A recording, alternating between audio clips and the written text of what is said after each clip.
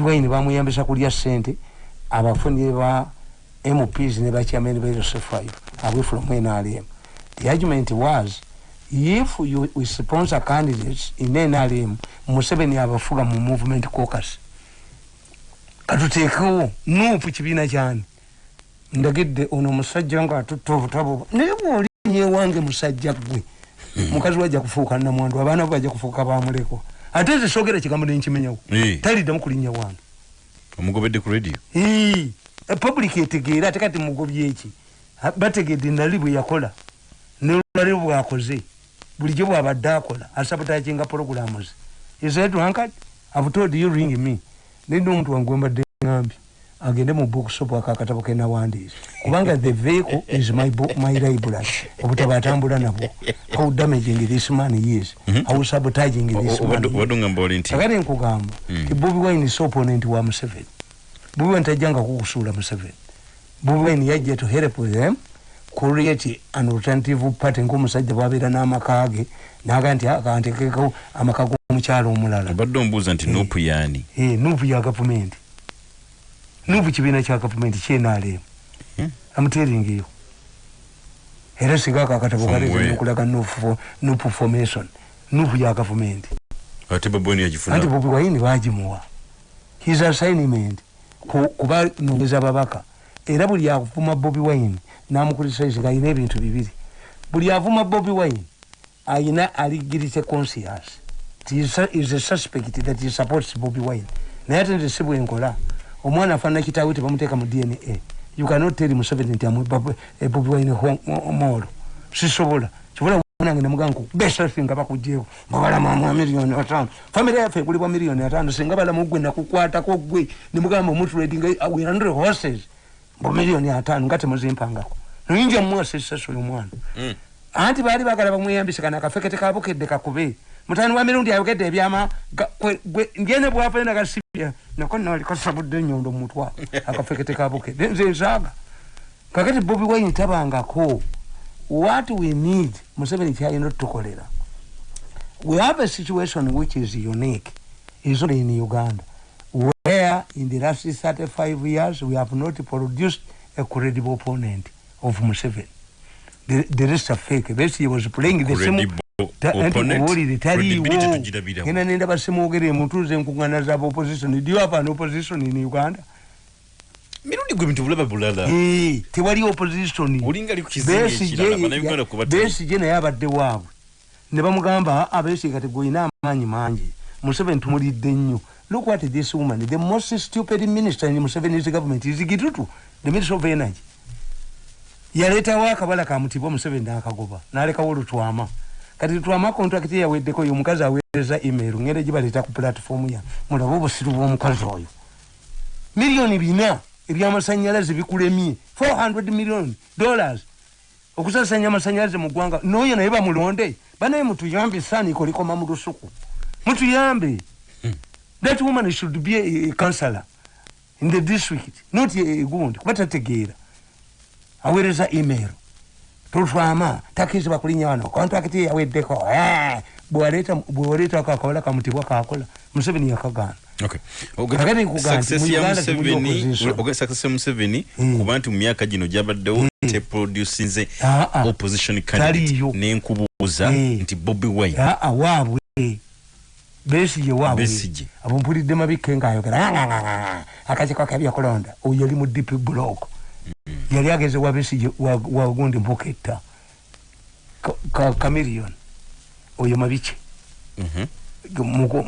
Mukwaku. Mayinja. Mayinja yagende bamuga nti ddayo okette Bobi Wine. Mayinja olwaddayo mbw azeeba nange bamuga wandiseko mu Mayinja azeeyo. Message yajja ku simu ya Bobi Wine nti oyo tumusindisa akukette. Nga Bobi Wine yagubaweereza. Bobi Wine received a message from one of the powerful people in the government, most security. Don't accept that man will send him to spy on you. Atenga bamusindisa. Walabate yamugoba. Ate yamugoba. Yamugoba. Yamugamba ki? Abantu bajja kulabira ku bikolwa byo. Genda obuze Bobi Wine kwata ku simu ye. Obate kuli message here from a powerful person in the security. Mayinja is coming back to spy on you. mubuze Bobi Wine. When Bobi Wine got a party, Iranga missed 3 times. Ndifunye kimya cho. Na chifunye ali. Kogwe. Yasoka nakuba nenkubira mutabani wange ndi wayi mukama wanje akazaje ni muganti yogera n'enyanzi chief of staff wa Gonda Bobi Wine mwana mugamba abantu mbu Museveni atukolera mu tribalism nende potism ate kino ki Bobi Wine nyanzi yakulaga gateway to kakati bwe bafuga nyanzi aberangi kiri yalingi officer mu State House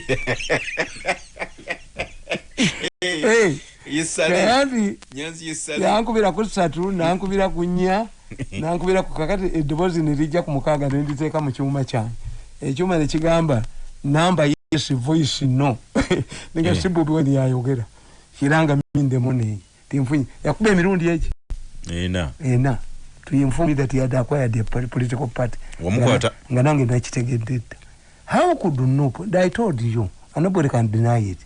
Nope was registered by NRM by Chiyonga. Omubinda bulinga 30. Era sabadde surprised. Amanya Musego okuvaina awagira Bobi Wine. Why? Obubino obwo Mugisa amanya Musega yabukulira. Atayingire mwati amanya. Ngyabukulira.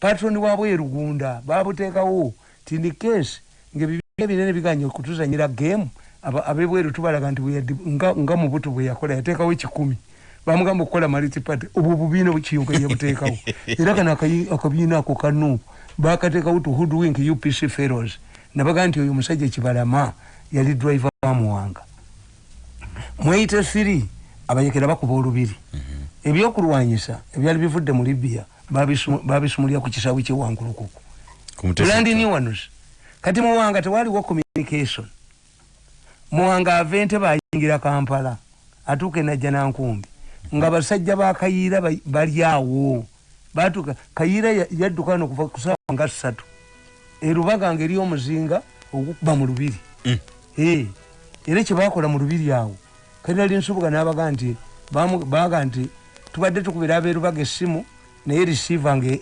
teriiko nga gundi kino ekitwe nga bakijeeko lwaji nsubuga n'abagamba nti Kayira bwakozesa ekifaananyi kya Bikira Maria kwe bateeka gundi mota bukya kumakya nga Kayira adduse ssaawa 4 bantu bafa bangi nnyo naye nsobola kuba nina biribiri naliso mu kibulooka awo nabagamba nagendawo nembalaba n'obbalaba mu kibulooka kiri awo wansi awo kati enjala nenwanya ekiro nga nze sirya matooke nengenda noonyera omonde nensanga omuvubuka omuyegera nga nasoma naye mu secondary school nanga omanyi tugenda kuba lubiri duka ate waliwo yawona mu kibulooka twawonamu abantu abo omu yali taxi driver nga bamuhayalinze kagati kayinanisubuka n'abagamba ti lwaki munvuma nti Kayira yakozesezza ekifaananyi kya Bikira Maria mwe yasosese socket ekuba mu lubiri mwakozesanga obusozi bwange okuva e Tanzania obwekerezia namalanga bawa permission mu mawulire ne bambuuza nti waayi singa abayekera bayitako erubaga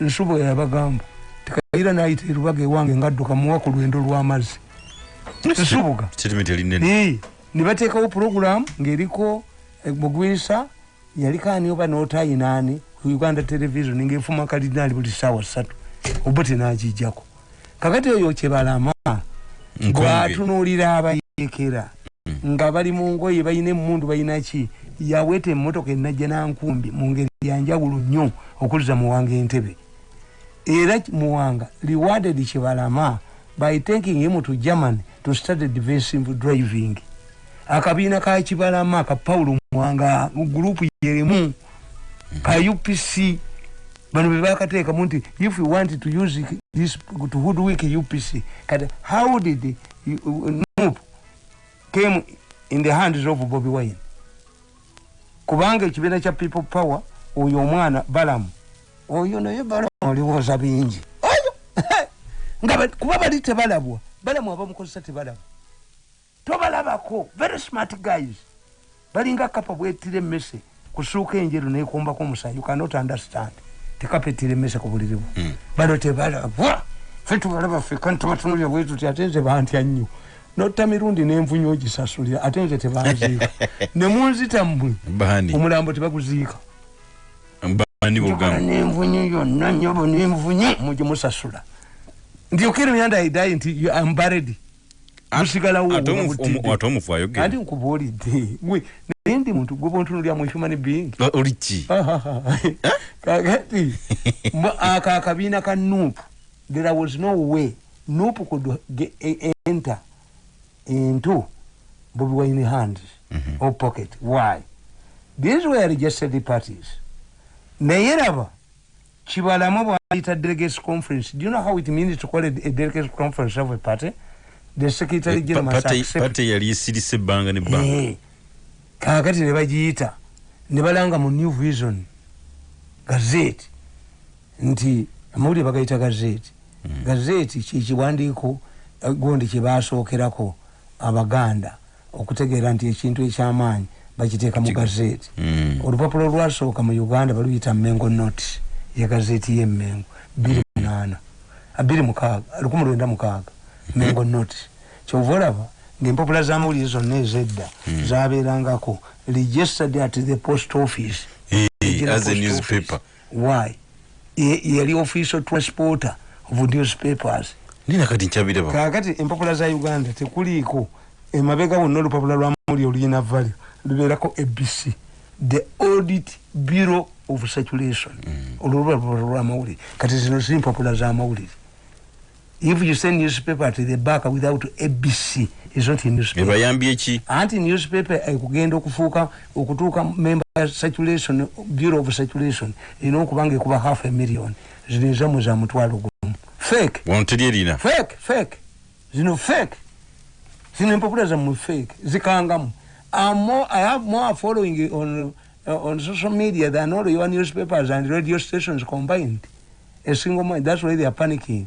Mboyo omuwala bajja ko gundi oli yali omutabazi balita kana akawala ng'akaleeta mumanyi mbwa mfuge ajje kemba bakawala ko bakattani kitawo wako bamuntu yeye kwesebwa ati ne galo byendize alese dona simanyi nyingira akajibwa api memu very gundi eksemasi very smart guy nabachawa nena lweso namusonyiye nawulidde akatambi nga boogera tibalimba president ntigenda kulosinga wa Mbabazi kati ne bagamba this man to cross Mbabazi nga press secretary suppose kijja tokola byatenga balimba era New Vision yampandinga ng'akwotinga akasajja akanafiki akalemeddemu tujja kukikamu nga kabada teremera monjo enkwata teremera ku nte no tujja kukikamu ojja kufuluma kasajja gwe okyazanya mbuke kukumi kalwala covid yakwad simu mabanga sente singa afunza mu bakafunzaki n'abafunza mu abazibba tekali ku National Task Force kagenzo kumpabira meeting ya soka seke karaising issue ya president katongole n'abaga nti nja kwogera nengoyogera nani ngo 1% is pesomesomesomero nzene katongole we are friends na yamba nnyo quality communication but nze no muntu angambako I'm following my interests attention map reading yange etambula I can suffer setback you can lose a battle but you win a war setback sizibera mu setback is good you go back and evaluate akati nkugamba nti balanga mu mawulire intelligence yabulya kwa Museveni nti ekitongole this party is going to change Museveni wamanyi kyo bayamanyi ati nkubulya intelligence ebuuza why is this party changing intelligence means an abnormal situation anti mu kiwandiike kyayisibwa mawulire tekyalambika tugenda anti nga beetegekera ki akabiina ako nga kasobola okusponsorika candidate intelligence yali badde bala why is only one of these smaller parties which are used by government to hoodwink the international community is changing leadership ne bakyusa leadership ne balonda Bobi Wine ne kibeera fully registered bwe tuba mu company tuteekayo returns ti ba directors tulonza abalala you go to the register of companies ne mubulya n'abaana ba banka bwe baamala okulonda Bobi Wine ng'akakiiko k'ebyokulonda kali mu lwakoojo how could lwakoojo register the new leaders it exposes Bobi Wine yawanika abakulembeza b'ekibiina kyayita kityeri these people wanted to create a party to have MPs and Gundi MPs and chairpersons of the of districts. Nenga tibayise mu kibiina kino ekya Museveni. When you join an old party, you join its structure. But when you start a new party, you are all founders.